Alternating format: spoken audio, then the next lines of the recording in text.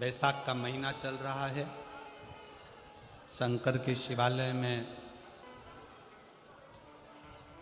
जाओ।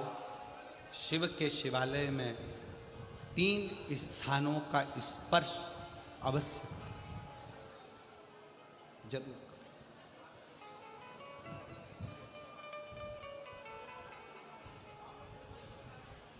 किसी किसी मंदिर में शंकर जी के शिवलिंग को छूने नहीं देते, जैसे दक्षिण साइड में, साउथ में। तो अपने ही घर में जो शिवलिंग है उसके 3 स्थानों का स्पर्श अवश्य करें। समझिए,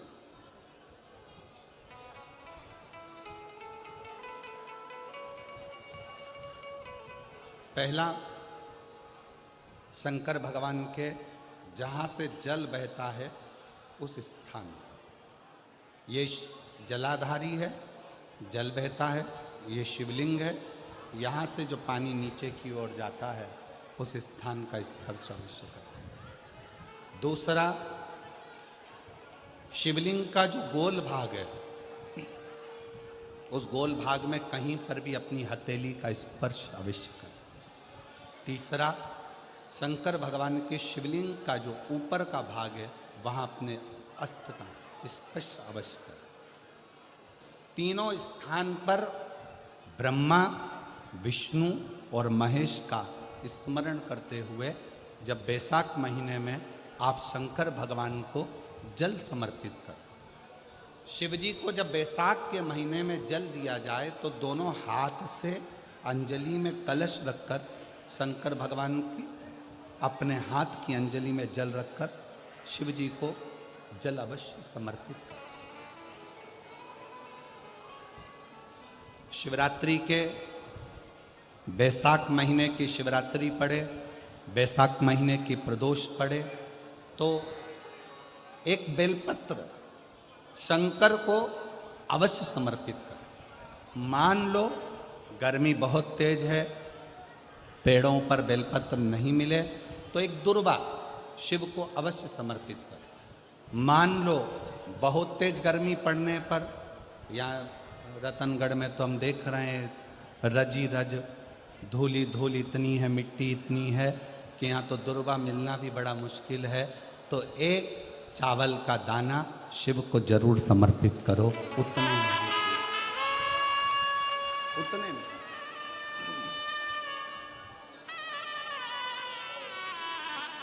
और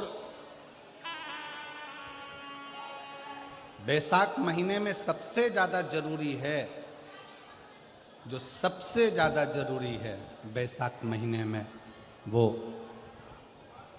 जलाशय अर्थात अपने घर के नज़दीक में कोई पानी का स्थान हो, जलाशय हो, वहाँ का जल शिव को समर्पित करना, या शिव के नंदी के पास में। और हम तो कहेंगे शंकर का नंदी केवल मंदिर में मत देखो, आपके घर के आसपास में हमारे मारवाड़ की पहले की रीति रही है।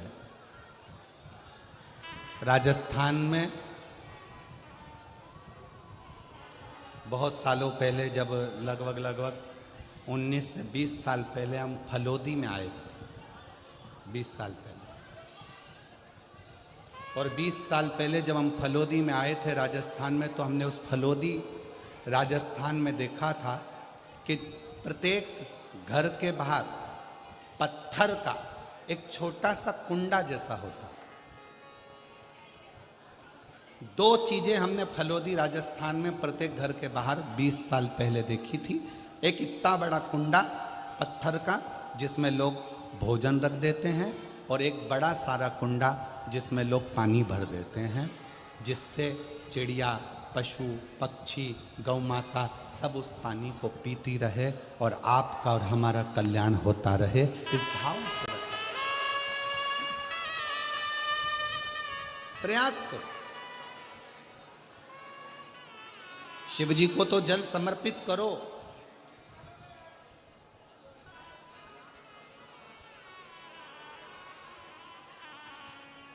साथ में कोई जीव का भी अगर कल्याण हो जाए आपके एक लोटा जल से, तो उसको भी जल दो। उसको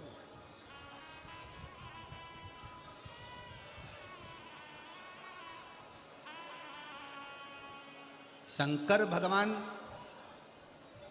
भगवान ओघड़दानी शिव, जिनका चढ़ा हुआ जल केवल मात्र स्पर्श, आचमन, दर्शन आपका और हमारा कल्याण कर दे।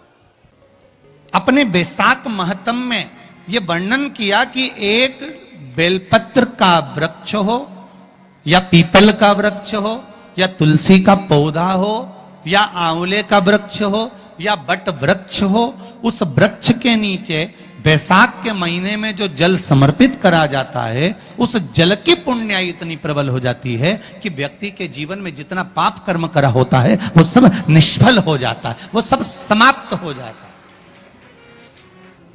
कि बैसाख महीने में पवित्र वृक्ष के जड़ में एक लोटा जल समर्पित कर देने पर और वहां की जो रज है उसको मस्तक पर चढ़ा लेने पर 84 लाख योनियों से मुक्ति मिल जाती है। 84 लाख योनियों से। ये बैसाख का महीना चल रहा है। बैसाख के महीने में मिट्टी के पात्र में जल रखा जाता है और मिट्टी के पात्र का जल शिव जी को समर्पित किया जाता है। बैसाख चरित्र स्कंद पुराण में उठाकर पढ़ना कि आखिर मिट्टी के पात्र का जल बैसाख के महीने में शंकर को क्यों चढ़ाया जाता है। अगर मिट्टी का पात्र भी नहीं हो, तुम्हारे घर में मटका हो, सुरई हो, वो भी नहीं हो, तो एक दिए में मिट्टी के पानी भर लो और वो पानी तांबे के कलश के अंदर जो पानी है उसमें मिला लो। पर मिट्टी का जल शिव जी को क्यों चढ़ाया जाता है, स्कंद पुराण के अंदर बैसाख महत्व में लिखा कि जो अधोगति में मर गया होता है, अचानक मर गया होता है, एक्सीडेंट में मर गया होता है, उसकी जीने की और तमन्ना थी, अचानक कोई बीमारी लग गई और मर गया, कोई बड़ी बीमारी लगने के कारण चला गया, उसको बहुत कुछ करना था पर मर गया, उसके लिए बैसाख महीने में शंकर भगवान को जब हम मिट्टी के पात्र का जल समर्पित करते हैं तो वो जीव तड़पता नहीं है, कहीं भटकता नहीं है। उसको गया में पितरों में मिलाया कि नहीं मिलाया, भद्र विशाल में ब्रह्म का पाली करी कि नहीं करी, कभी पिंडदान, कभी तर्पण, तिलांजलि हुई कि नहीं हुई, पर मिट्टी के पात्र का जल बैसाख महीने में शिव जी को चढ़ाया जाता है तो वो जीव कहीं पर भी हो उसकी मुक्ति हो जाती है, उसका मोक्ष हो जाता है। भले एक दिए, अगर आपके पास मिट्टी का मटका नहीं है, आपके पास मटका नहीं, सुराई नहीं, मटकी नहीं, मिट्टी का कोई पात्र नहीं, कोई तारवा नहीं, तो आप दिए के अंदर भी जल भरकर उसको तांबे के लोटे में मिलाकर शिव जी को चढ़ा सकते हो। बैसाख महीने में वो जिस नारी के गर्भ में बच्चा 1-2 महीने का, 4 महीने का किसी का गिर गया हो, बच्चा चले गया 2 महीना, 4 महीना, 6 महीने का समाप्त हो, उसको चढ़ाना चाहिए बैसाख महीने में शिव को जल, मिट्टी के पात्र का जल। परिवार में कोई अधोगति में चले गया, चढ़ाना चाहिए मिट्टी के पात्र का जल, शिव को समर्पित करना चाहिए। बैसाख के महीने में मिट्टी के पात्र में जो रात्रि भर जल रखा हो, मिट्टी के पात्र में, अगर आपके पास में घड़ा हो, हंडा हो, नी हो, तो दिया हो, दीपक हो, कुल्लड़ हो, कोई भी तुम्हारे पास में जो मिट्टी का पात्र उसमें जल भरना, वो जल बैसाख के महीने की किसी भी सोमवार के दिन, किसी भी सोमवार के दिन, बैसाख महीने या किसी प्रदोष के दिन या बैसाख महीने के शिवरात्रि के दिन, वो मिट्टी के पात्र का जल अपने घर के प्रत्येक व्यक्ति का स्पर्श कराकर उस मिट्टी के पात्र के जल को तांबे के पात्र में डाल लीजिए और घर के प्रत्येक व्यक्ति का स्पर्श करा लीजिए और शंकर भगवान पर कुंदकेश्वर महादेव के नाम से समर्पित करिए। कुंदकेश्वर महादेव, कभी जीवन में पीछे पलट कर देखने की जरूरत नहीं पड़ेगी, आप उन्नति की सीढ़ी की ओर बढ़ते चले जाओगे। बैसाख महीने में मट्टी के पात्र का जल भगवान शंकर को समर्पित होना चाहिए, उसका सुख हमारे जीवन को एक आनंद फल प्रदान।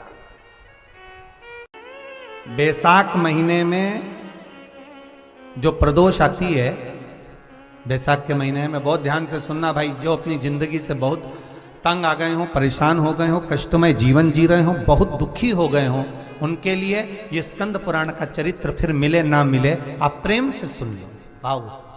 पहला, बैसाख महीने की प्रदोष,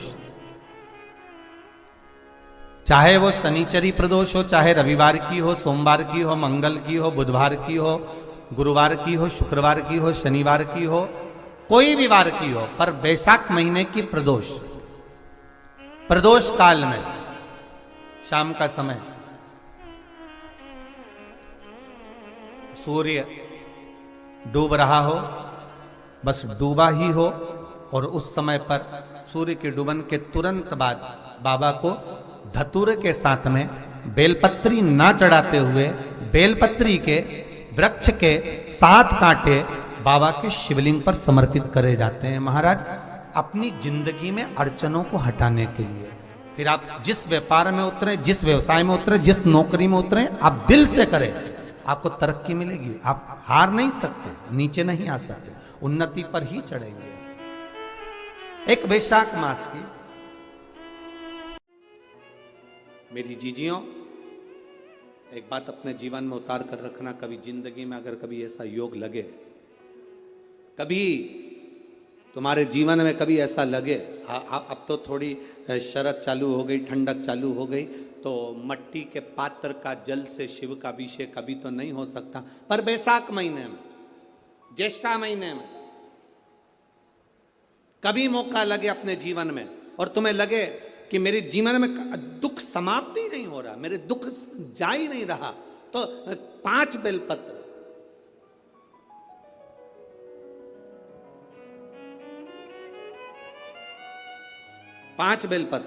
एक आप लोगों को देखो, इस पत्र में शिवलिंग लगा हुआ है, तो हम आपको इसी से समझा देते हैं। एक बेलपत्र जिसकी डंडी का भाग जल जहां से बहकर बाहर निकल रहा है, अशोक सुंदरी का स्थान देखा है ना सब लोगों ने, बस उसी स्थान पर पहली बेलपत्र। दूसरी बेलपत्र पार्वती जी के स्थान पर, अर्थात जो जलाधारी है वहां पर।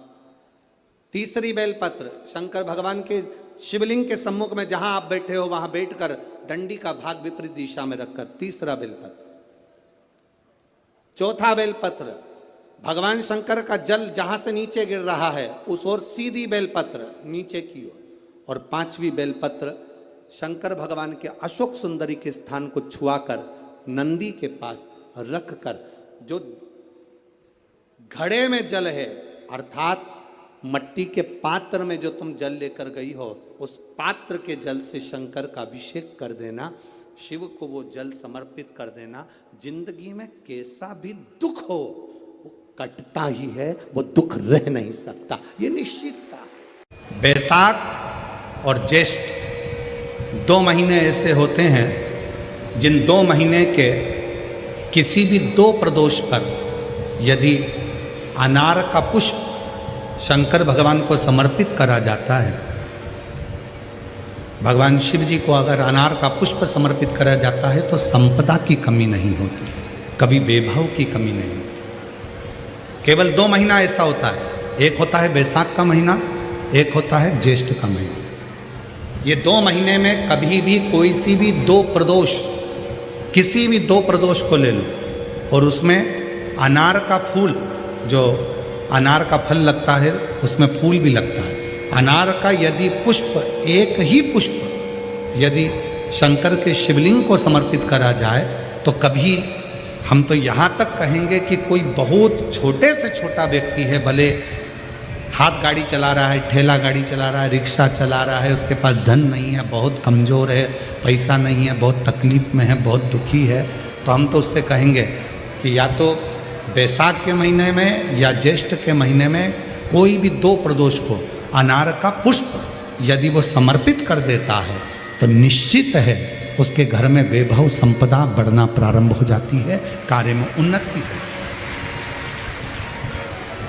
एक पत्र, शिव सप्त तीर्थ का बड़ा महत्व है।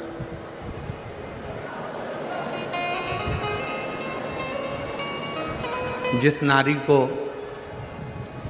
30 साल हो गए हों, बच्चे नहीं हों, 35 साल हो गए हों, संतान नहीं हो, 25 साल हो गए, 20 साल हो गए, संतान का सुख ना हो, और डॉक्टर ने कह दिया कि कोई बहुत बड़ी बीमारी किसी व्यक्ति को है, रोग बड़ा है, बीमारी बड़ी है, और उस बीमारी का कोई हल, उस रोग का कोई हल नहीं दिख रहा, कोई हल नजर ना हो।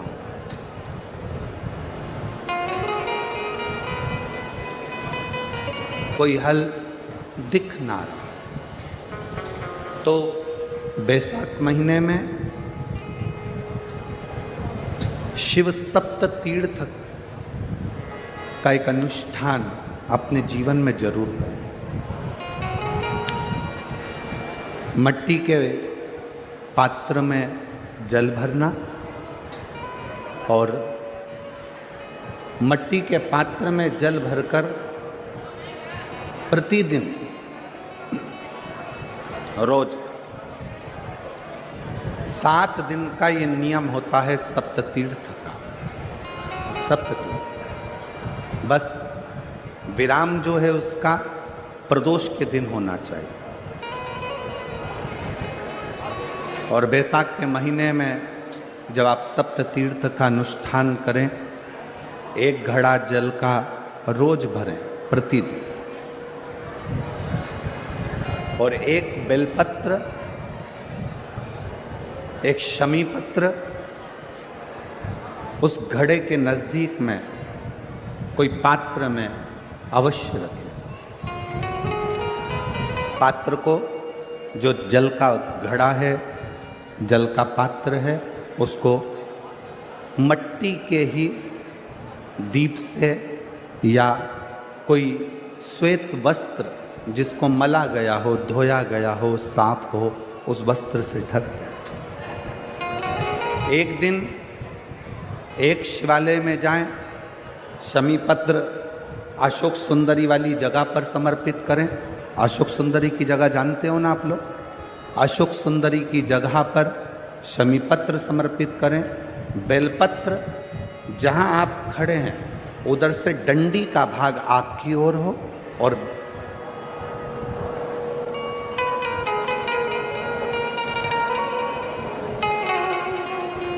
जहां आप खड़े हैं वहां डंडी का भाग आपकी ओर हो और बेलपत्र शिव जी को समर्पित करा जाए। फिर जो मट्टी के पात्र में जल है वो भगवान शंकर को अपनी कामना कर कर शिव जी को समर्पित कर दो।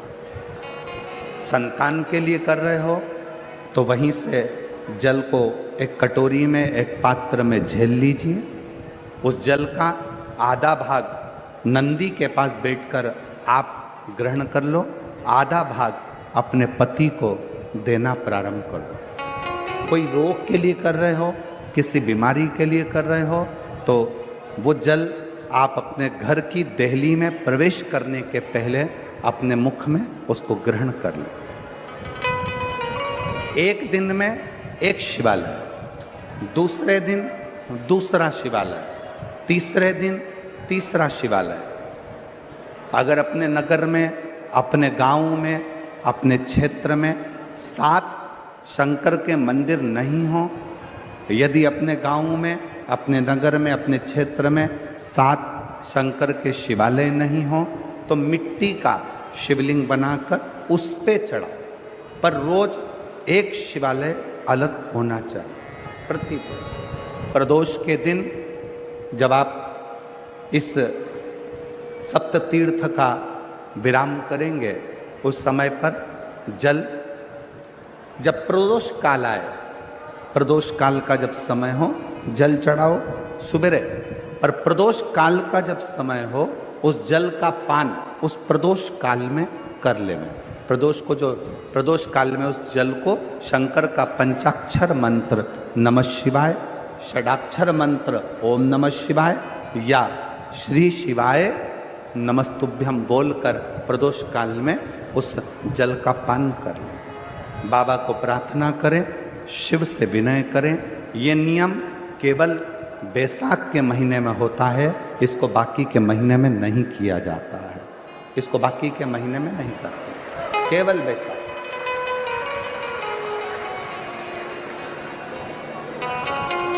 शिव सप्त तीर्थ का जो नियम है वो अपने जीवन में धारण करें। और हम तो कहेंगे शिव महापुराण की कथा श्रवण करने वाले प्रत्येक बेटा बेटी से,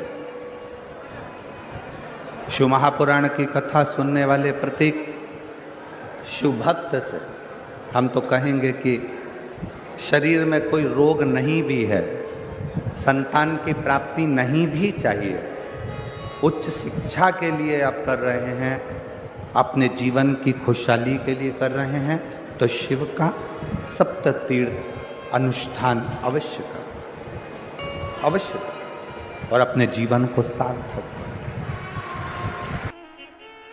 महाराज, जो बच्चा हकलाता हो, अर्थात बोलते बोलते अटक जाता हो या वाणी हकला रही हो, तो शास्त्र कहता है कि बेल का जो फल होता है उस बेल के फल को धीरे से फोड़कर ऊपर से चक्कू से उसको साफ कर कर अंदर से पूरे उसका जो गुर्दा है बेल के फल का उसको निकाल लीजिए। और उस बेल के फल का जो गुर्दा है उसको निकाल कर वो खाली कर लीजिए बेल का। महाराज, सोमवार के सोमवार 5 सोमवार उसमें पानी भरकर भगवान शंकर को समर्पित करिए। एक पात्र, शिवलिंग में से जो जल नीचे गिरे उसके उधर पात्र को लगा लीजिए। महाराज, समर्पित कर कर जल को झेल कर ले आइए। जो व्यक्ति वाणी से हकला रहा हो उस व्यक्ति को वो जल भगवान शंकर का जो शिव महापुराण का मूल मंत्र है श्री शिवाय नमस्तुभ्यम, उस मंत्र का जाप कराकर धीरे धीरे बुलवाते हुए उस पानी को पिलाना प्रारंभ कर दीजिए। केवल सोमवार को ही करना है और सोमवार को ही पिलाना, इसके सिवाय नहीं करना है। महाराज, जैसे मंत्र बोलते जाए, श्री शिवाय नमस्तुभ्यम बोलते जाए और धीरे धीरे उसको पानी पिलाते जाए, श्री शिवाय नमस्तुभ्यम बोलते जाए और पानी पिलाते जाए। महाराज, धीरे धीरे आप 5 सोमवार करोगे, उसकी वाणी में अटकना बंद हो जाएगा, धीरे धीरे उसकी वाणी श्रेष्ठता की ओर अग्रण्य होगी।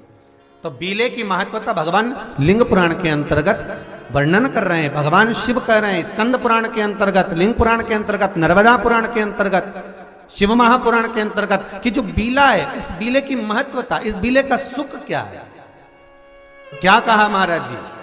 भगवान शिव कहते हैं, अरे पार्वती, 1000 अश्वमेध यज्ञ में अग्नि कुंड के अंदर पूर्ण आहुति पर जो गोला समर्पित किया जाता है और एक बेल, एक बीला बैसाख महीने में जो मुझे समर्पित कर देता है उसको 1000 अश्वमेध यज्ञ का पुण्य फल प्राप्त हो जाता है।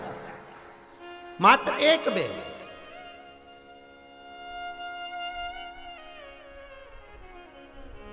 हे पार्वती,